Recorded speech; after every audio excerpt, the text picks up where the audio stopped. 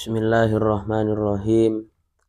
Assalamualaikum warahmatullahi wabarakatuh.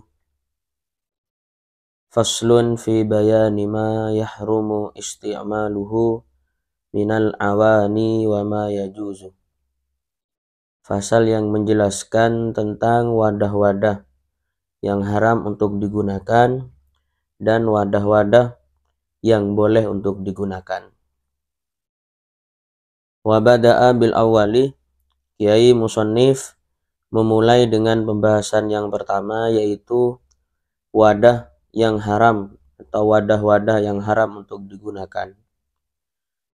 Faqala, Kiai Musannif berkata, wala yajuzu fi ghairi daruratin li rajulin aw imra'atin isti'malu syai'in min awanidh dhahabi wal fiddati.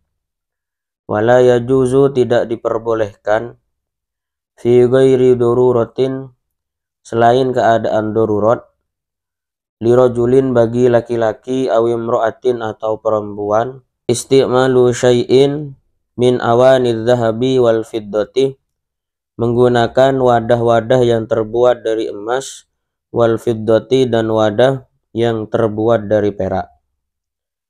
La, tidak boleh, fi aklin, digunakan untuk makan, wala fi syurbin, juga tidak boleh digunakan pada minum atau digunakan untuk minum. Wala fi ghairihima, juga tidak diperbolehkan, fi ghairihima, pada selain makan dan selain minum. Wa kama yahrumu isti'malu ma dzukira, sebagaimana haram menggunakan wadah-wadah yang telah disebut di atas, yaitu wadah yang terbuat dari emas dan wadah yang terbuat dari perak. Yahrumu, haram, ittikhaduhu, menyimpannya. Jadi selain haram untuk menggunakan, juga haram untuk menyimpannya, min ghairi isti'malin, tanpa digunakan. Jadi wadah emas dan wadah perak selain haram untuk digunakan, juga haram untuk disimpan. Pendapat ini fil asohi, menurut kaul yang asoh. Wa yahrumu aydon isti'malul ina'i al-matliyyi bidhahabin aw fiddatin. Wa yahrumu aydon, juga haram, isti'malul ina'i, menggunakan wadah, al-matliyyi, yang disepuh, bidhahabin, yang disepuh dengan emas, aw fiddatin, atau disepuh dengan perak. In hasala minat tila'i syai'un bi ardihi alan nar. In hasala minat tila'i syai'un bi ardihi alan nar, jika dari hasil sempuhan tadi itu menghasilkan perubahan atau sesuatu yang disebabkan dipanaskan di atas api. Jadi sempuhan itu dipanaskan di atas api. Jadi juga haram menggunakan wadah yang disepuh dengan emas dan juga dengan perak. Wa yajuzu isti'malu ina'i ghairihima. Wa yajuzu, boleh, isti'malu ina'i ghairihima, menggunakan wadah ghairihima, selain emas dan perak. Ai ghairid dhahabi, yaitu selain emas, wal fiddati, dan perak. Jadi boleh menggunakan wadah selain emas dan selain perak. Minal awani, dari beberapa wadah, an-nafisati, yang bagus atau yang murni. Jadi pokok sekalipun wadah tersebut murni dan bagus, pokok selain emas dan perak, maka diperbolehkan. Dicontohkan di sini kaina yakutin, seperti wadah yang terbuat dari yakut, batu yakut. Ini juga tak kalah mahalnya juga dengan emas ataupun perak, tapi yakut itu diperbolehkan. Wa yahrumu al-ina'u al-mudabbabu bidabbati fiddatin kabiratin urfan lizinatin. Haram menggunakan wadah al-mudabbabu, yang ditembel, bidabbati fiddatin, dengan tembelan yang terbuat dari emas, dengan tembelan yang terbuat dari perak. Kabiratin, tembelannya yang besar, urfan, secara uruf, lizinatin, dengan tujuan untuk perhiasan. Jadi wadah yang ditembel dengan tembelan perak ukurannya besar, kemudian untuk perhiasan, maka diharamkan. Fa in kanat kabiratan lihajatin, jika tembelan perak tersebut besar, tapi lihajatin karena ada hajat, jazat, maka boleh, tapi ma'al karohati, tapi hukumnya makruh. Jadi kalau tembelan perak besar digunakan untuk perhiasan maka jelas haram. Tapi jika tembelan perak itu besar tapi dengan tujuan hajat atau ada kebutuhan maka boleh, tapi disertai hukum makruh. Au sogirotan urfan lizinatin, atau kecil dan digunakan untuk perhiasan, kurihat, maka juga dimakruhkan. Jadi kalau besar, jadi kalau kecil untuk perhiasan maka dimakruhkan.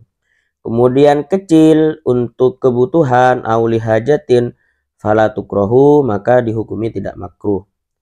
Jadi kalau tembelan perak itu tergantung dari besar dan kecilnya.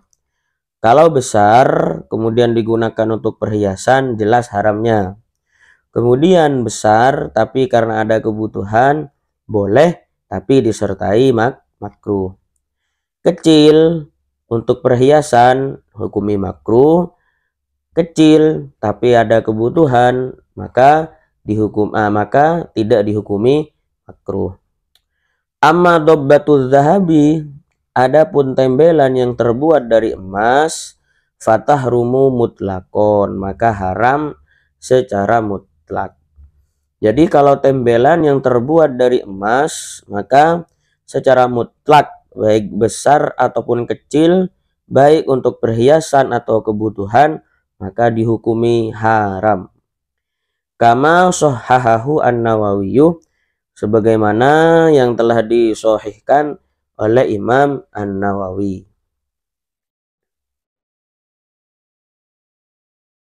Faslun fi istimali alati siwaki.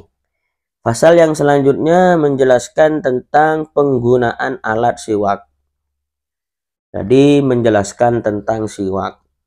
Fi istimali alati siwaki, yang pasal yang menjelaskan tentang penggunaan alat siwak. Wahwa, adapun siwak, min sunanil wudu'i, termasuk salah satu dari sunnah-sunnahnya wudu.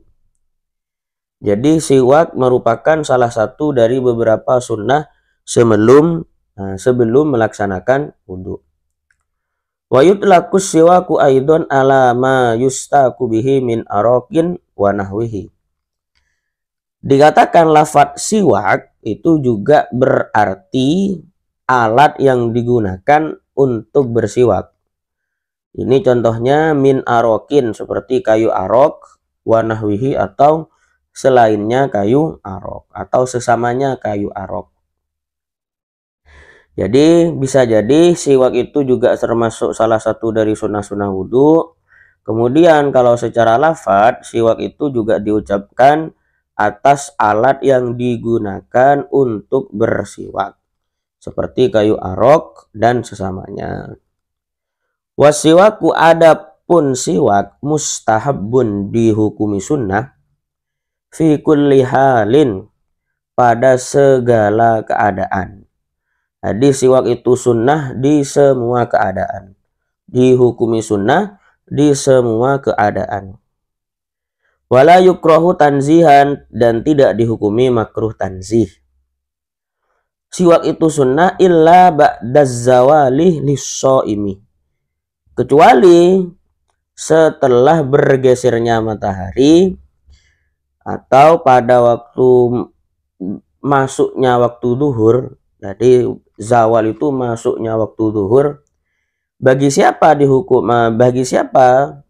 Lis-shaimi, bagi orang yang berpuasa.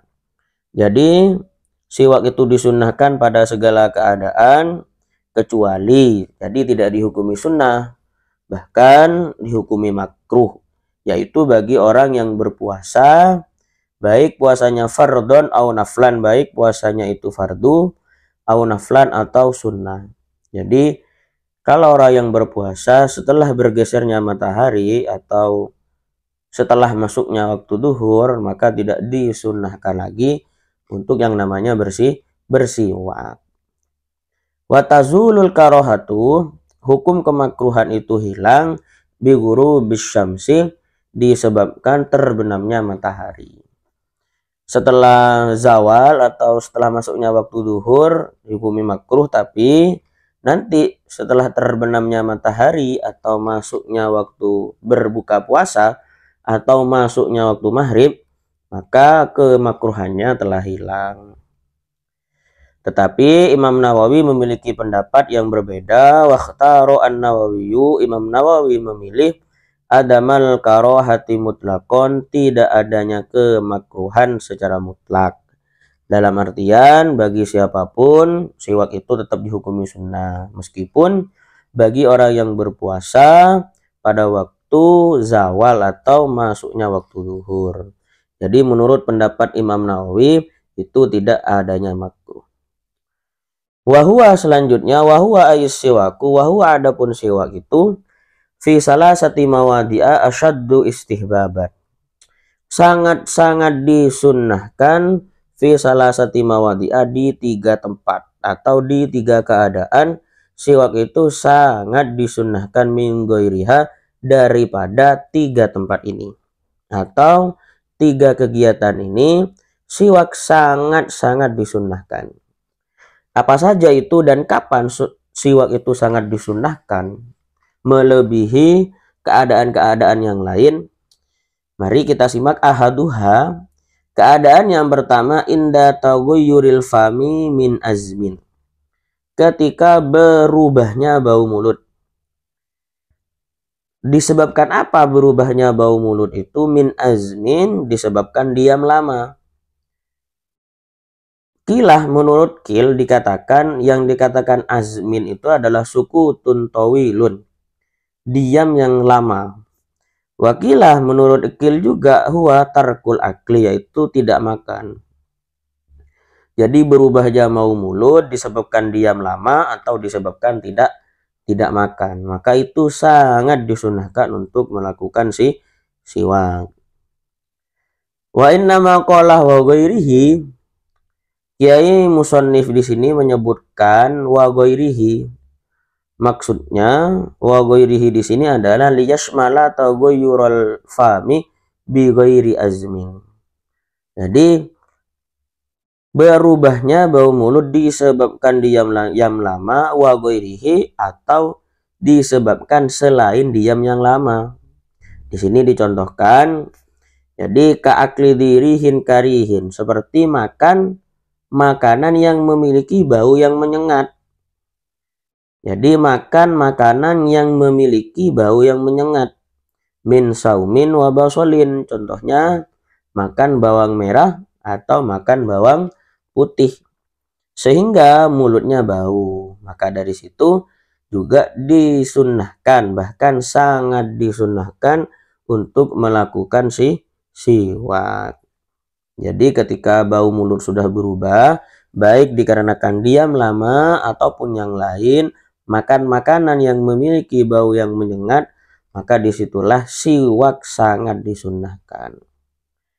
Wasani, yang kedua, indal qiyami ail istiqadhi minan naumi, yang kedua adalah ketika bangun dari tidur.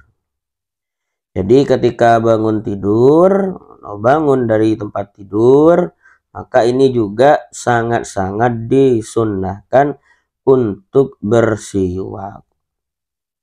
Yang terakhir, wasalisu, keadaan yang ketiga, indal qiyam ila sholati fardhan au naflan wa yata'akkadu aidan. Wasalisu, yang ketiga adalah indal qiyam ila sholati, ketika hendak melakukan sholat. Baik sholatnya itu fardhon fardu, au naflan atau pekerjaan sunnah atau sholat sunnah, maka disunnahkan, bahkan sangat disunnahkan untuk melakukan siwak. Wa yata'akkadu aidan fi ghairi salasati al-madhkurati mimma huwa madhkurun fil mutawwalati ka qiraatil qur'ani wasfiraril asnani. Juga dihukumi sunnah atau bahkan sangat disunnahkan fi ghairi salasatil madhkurati, pada selain 3 tempat yang telah disebutkan di atas, tetapi tidak disebutkan di sini, disebutkan di kitab-kitab yang lain. Contohnya juga sangat disunnahkan ka qiraatil Quran, ketika hendak membaca Al-Quran, maka juga sangat disunnahkan untuk bersiwak. Wasfiraril asnani, dan ketika menguningnya gigi, maka itu juga sangat disunnahkan. Selanjutnya wa yusannu ayyan ya bisiwaki as-sunnata, disunnahkan ketika bersiwak itu niat akan kesunnahan siwak. Jadi ada niatnya juga. Jadi dia niat itu untuk melakukan sunnah gitu ya.